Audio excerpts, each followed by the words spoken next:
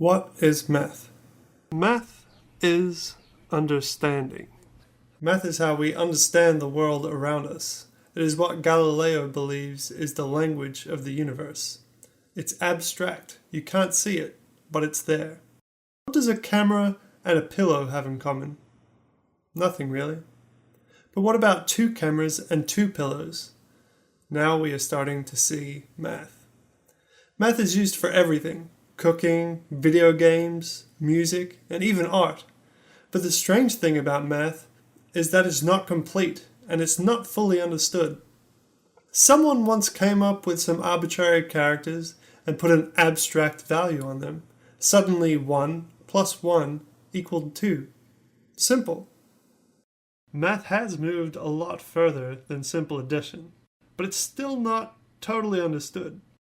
Usually, something's either true or false, and that's it.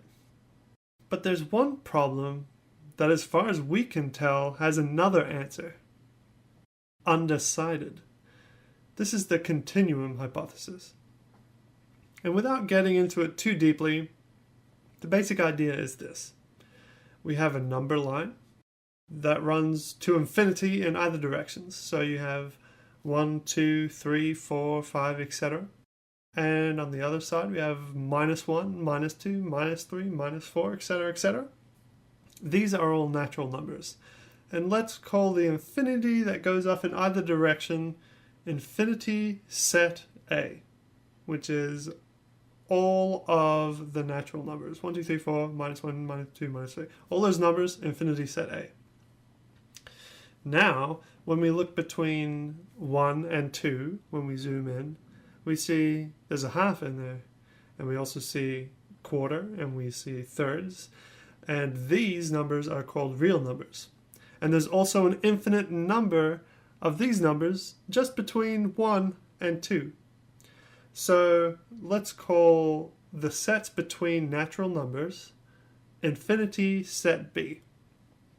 And it is agreed that infinity set B is bigger than infinity set A. There are more numbers in infinity set B than there are in infinity set A. Now, the question is there an infinity set that is smaller than B but bigger than A? It's a tough question to answer. In fact, it's so hard that the only proofs and answers that we have is we can prove that we cannot prove it to be false, and we can prove that we cannot prove it to be true. Our understanding of math just isn't advanced enough. Because we can't properly comprehend infinities, we just can't get an answer either way. But what if a computer could comprehend infinities and actually answer the question for us? And just say, yes, there is an infinity between A and B. Well, then we'd have an answer. But how can we tell if the answer is right or wrong?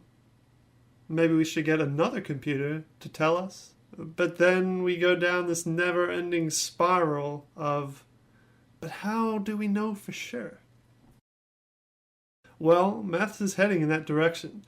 We're looking at computers to solve problems that are so deep and complex that we can hardly understand them. And then take the information it spits out and go use it in another equation for deeper and more complex answers. But what's the value of an answer without the understanding? Well, with these answers, we can start to be able to do some pretty crazy things. Who knows? Maybe one day we'll meet aliens and the aliens will ask us, how the heck did you get all the way out here? And our answer will be, I don't know.